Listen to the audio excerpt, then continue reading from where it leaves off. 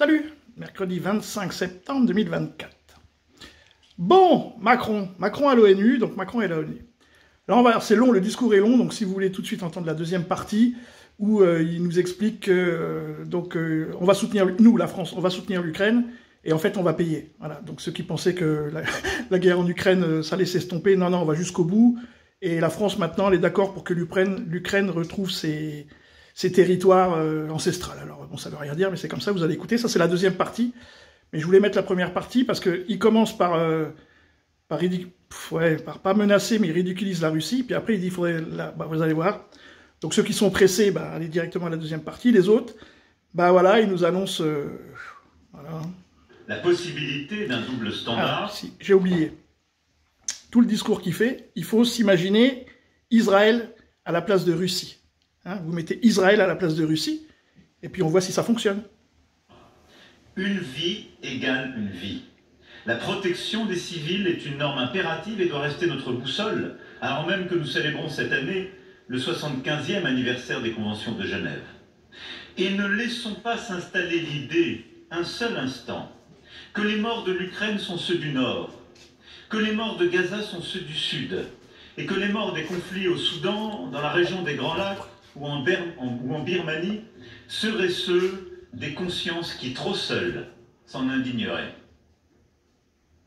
Reprendre le contrôle et restaurer cette confiance implique donc de partout chercher la paix, de n'accepter aucune différence à chaque fois que la dignité de la vie humaine est en jeu.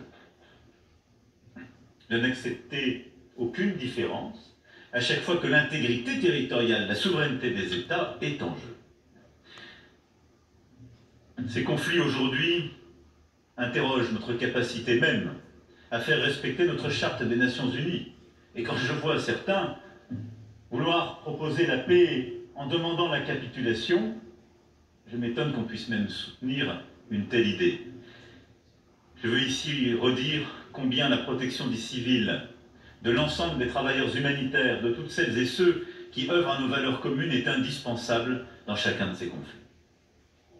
Ensuite, nous devons apporter une réponse commune aux grands défis que sont les deux guerres qui touchent l'Europe et le Proche-Orient. La Russie, en effet, mène en Ukraine une guerre de conquête territoriale au mépris des principes les plus fondamentaux de la vie internationale.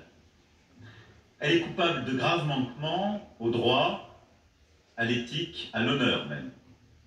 Rien dans ce qu'elle fait ne correspond à l'intérêt commun des nations, ni aux responsabilités particulières qu'elle assume dans cette organisation.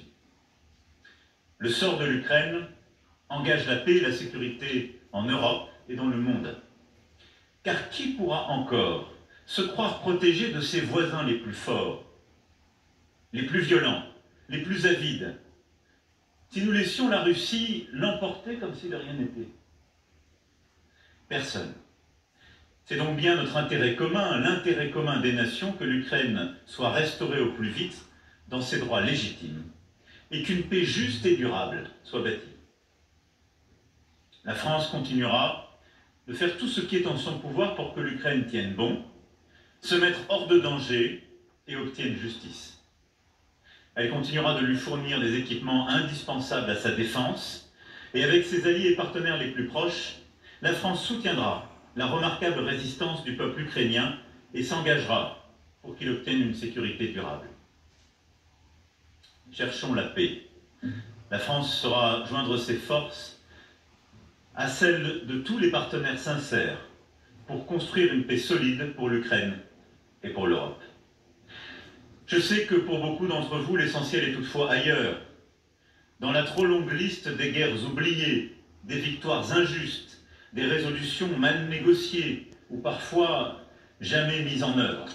Je n'en oublie aucune, même si je ne peux ici les évoquer toutes. Le président Tshisekedi me précédait à cette tribune il y a quelques instants.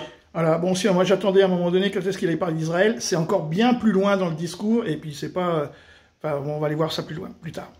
Et donc il nous le dit, hein, on va soutenir l'Ukraine, on va payer, on se met donc un gouvernement pro-ukrainien en France. Le gouvernement Barnier est super pro-ukrainien, donc pro-militaire. Et Van der Leyen a placé des fous de guerre au niveau de la tête de l'Europe, commissaire européen, je sais pas de quoi, enfin bon voilà quoi, donc l'estonienne là, et puis un autre psychopathe. Voilà. Deux gens qui sont pro-guerre, hein, vraiment, jusqu'à rompre les relations diplomatiques avec la Russie. Donc voilà, hein, c'est le cadeau de Noël, ça va être chaud. Hein. Salut les amis!